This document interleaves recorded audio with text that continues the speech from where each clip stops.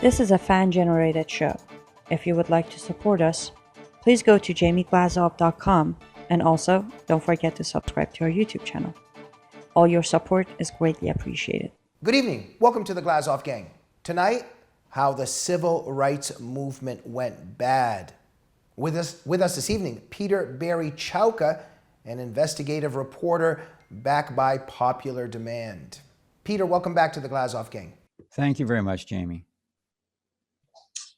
So, Peter, we definitely see today right in front of our eyes how, of course, Black Lives Matter and the left overall is just violating, so much of what Martin Luther King Jr. stood for, what the civil rights movement stood for. It's just getting worse and worse. And, the leaders of the real civil rights movement back in the day are seeing their principles and values just stood on their head. You're an expert on this. We wanted to bring you on to discuss it this evening, and also your personal experience, because you've witnessed a lot with your own eyes. How do we begin this discussion? How and when did the civil rights movement go bad? Well, let me start with a little context, Jamie, and I usually don't cite my personal experience, but in this case I will. I came of age during the late 50s and 60s when the civil rights movement was exploding. And the decade of the 60s has a well-deserved reputation of being the start of the downfall of our republic, but that's the last part of the decade of the 60s after the Cultural Revolution took hold. But the first half of the decade was very different. It was actually kind of a continuation of the 1950s, but it was turbocharged by things like the election of John F. Kennedy in 1960 and the influences of the growing number of baby boomers like myself. And also, popular culture was evolving to include things like rock and roll, movies, and the pervasive new media of television, both reflecting and helping to advance the country's underlying unity. Now, I began my journalistic career, Jamie, when I entered high school in 1964. And I had the opportunity that fall to cover several major national political figures, including Pennsylvania Governor Bill Scranton, former Vice President Richard Nixon. And on November 30th, 1964, I attended and covered a speech by Reverend Martin Luther King, who spoke in a nearby city. I planted my microphone on his podium, and because it had a short cable, I was allowed to sit behind him on the right side of the stage while I recorded his talk. And he delivered a version of his I Have a Dream speech that he had given on the Mall 15 months earlier. And I heard him say, Jamie, sitting probably 10 feet away from him, I heard him say the words that he looked forward to a day when a man would be judged by the content of his character and not the color of his skin. I'll never forget that moment. And today there's a good chance that you would be canceled if you said that. Now, it was probably, in my opinion, the best of times in the country's history, the height of what's been called the American century. You'd have to go back, I think, to the founding of our country in 1776 and the years afterwards to find a period so significant and influential for the country's future. When we were growing up, Jamie, in that period, late 50s, early 60s, we were taught true American history in public schools where saying prayers was still okay. By the time I was in the 6th grade in public school, I knew more about American history than probably most college students do today. And this was also reinforced by the popular culture then, which was unifying programs like the weekly Walt Disney program that presented dramas and documentaries on the founders, the settling of the West, the high points of American history. And Let me interrupt for 1 second. Just so there's not a misunderstanding here with some viewers. You're not saying that there wasn't still discrimination and a lot of work to be done in those times, but it was magnificent in the sense that the things that people like Martin Luther King taught and preached and fought for, that the foundation was set for the changes for the future, right? Exactly, Jamie. Yeah. And that meant that when the early 60s came along and the civil rights movement, the original, genuine, much needed civil rights movement to end Jim Crow in the South and segregation and discrimination wherever it was in the United States, we were ready to accept that. It was kind of an organic and natural outgrowth and time to overcome this. And we had leaders like Martin Luther King, who I mentioned, John and Robert Kennedy to inspire us. And it resulted in probably the greatest mass sea change in public attitudes about race and equality in the history of this country, if not in world history. Right, and that battle against Jim Crow and every ideology that keeps it afloat is a magnificent battle to fight against Jim Crow and every value that comes with it.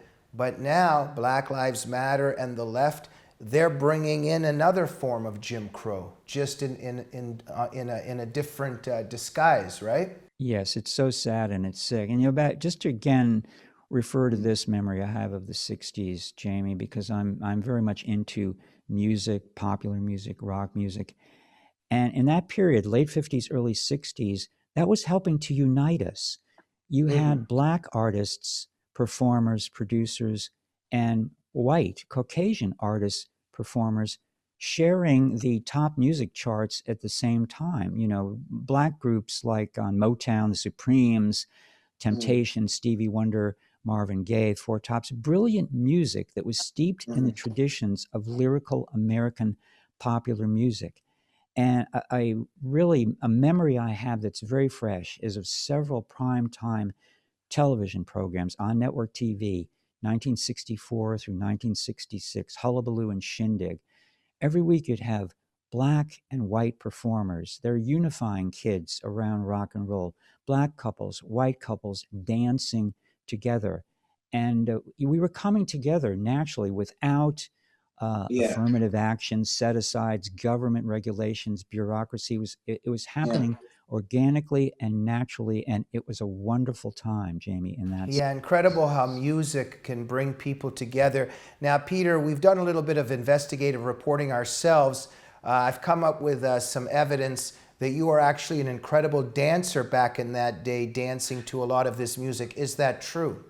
No, it's not, because little known secret, I was a member of rock bands, what they called garage bands of the time, playing rock and roll in junior high school, as we called it then, and then in high school. And I was not a very good or confident dancer, but I didn't have to be, because I was usually part of a band that would be on the stage providing the music. All right, please fire that investigative reporter we hired. Thank you very much. All right, well, at least we've found out that you were a great musician, right? Well, I have some tapes, and I'll send you a few MP3s, and you can judge for yourself. But we were fair, we were not bad. And all right, well, maybe we'll play some clips in a future episode. So, Peter, so the music was bringing people together, healing the racial divide. And look, overall, I would say, even in my personal experience, my own, just in terms of what I see personally and when I look around me, when we're watching TV, etc., over the last few decades, I would say that relations were better. That there was less, of this racial tension and division. I think Obama did quite a bit to stir that and fuel that up. What would you say to that? I agree with you 100%. Of course, his original mentor, one of his key ones, was Bill Ayers, who was a founder of the Weather Underground, which grew out of the SDS. The Weather Underground was the radical, violent domestic terrorist group. And after he came out from underground, Ayers and his fellow radicals went into academia. They got advanced degrees, they got positions, influential positions in academia, and they helped to turn academia around into a woke, critical race theory culture. Now, also I wanted to mention this. Anyway, we had the culture and academia going downhill and into the pit. Now it's encompassing almost everything, politics being downhill of culture. But There's also a very interesting book that was published last year that I wanted to just mention briefly, The Age of Entitlement, America Since the 60s by Christopher Caldwell. And he contends that the changes of the 1960s, once the basic civil rights were achieved, the changes after that basically one-upped the Constitution and represented like a rival Constitution with which the original one was frequently incompatible. And when Obama gave an interview in the early 90s, when he was an obscure backbencher in the Illinois legislature, he kind of indicated that. He said he thought the Constitution of the United States was of negative things that protecting people. Instead, it should be positive things of what the government should guarantee and give to people. So I find that book very, very interesting. An American Thinker had an article about the book on April 19th by Michael Filozof, Filozof. And I just want to quote one line from him. He said, "The Trump presidency exposed the fact that the elites and the deep state are now completely untethered by the original Constitution of limited and enumerated powers and by the Bill of Rights." So there we are, Jamie. We're here now in mid-April 2020, spring in America, but it feels like still a dark winter ahead, doesn't it? We're in 2021. 2021, I'm sorry. Okay. But Peter, I think this is important to be said here, that, because people can sometimes say, oh, that was a peaceful time when everybody was getting along. And I want to stress that there can be periods in history. There can be a time when people are oppressed but don't have a voice, and the oppressors can just feel that, hey, everything was good at that time. And so we need to be honest about that when there is need for change, when the people in power can say, hey, everybody was getting along at the time, but really people were being oppressed and they just didn't have a voice or the power to fight back. So that's important to say. At the same time, it's important to say that what Marxists do and what the Obama and the Obamas of the world do is when there is progress being achieved and when there isn't an environment where there's a lot of victimhood, and Marxists come along and in a very happy setting where things are good, and the Marxists come along and say, no, there's inequality here, and you're a victim, and you're a victim, and you need to see yourself as a victim, and you need to hate them, and you need to hate them. And so that's definitely what Marxists do. But I thought that the first point also needs to be stressed as well. Yes, the way I see it, Jamie, is there's a difference between positive change and negative change. I think we all agree the need for positive change. In the 60s, that was the watchword. We were going to space. We were about to land on the moon. We were ending segregation and discrimination, both by laws in 1964 and 65 and by what was in people's hearts and minds. We were really coming together. So, of course, there were still problems. There are always problems. We are not a perfect country. We are not a perfect people.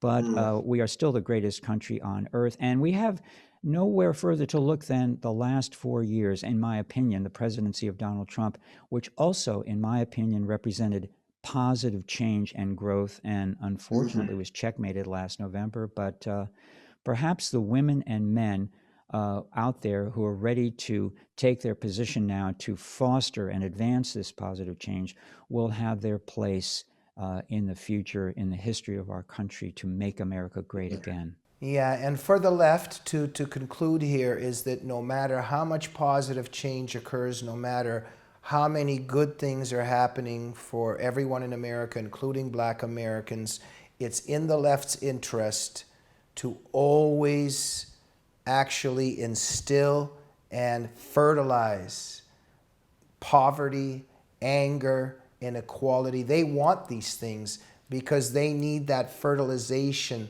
for revolution. For the left, it's always about the revolution. They don't want people happy, and they don't want people to see, whoever the people are, that actually that America is making progress and is on the move in a good direction. When it's a They've overreached this time, Jamie, with everything they are doing now in this full-scale assault on traditional American values. And we shall see, but maybe there will be another sea change in the 2022 elections. I certainly hope so, and I'm praying for that. Peter Chowka, what an honor and a privilege to always have you on the show. Thank you for your brave and noble truth-telling. Thank you so much, Jamie. Thank you. And thank you for joining the Glazov Gang this evening. We are fatigued by the perpetual persecution and censorship that we encounter at YouTube. That's another 5 hours worth of discussion. Suffice it to say that we have moved over to Rumble, where we can breathe a little bit more, or a lot more, and talk about what we want to talk about. So please go to Rumble, look up the Glazov Gang, and subscribe, and make sure you know how to get instant notifications. We'll see you soon on the Glazov Gang. Good night.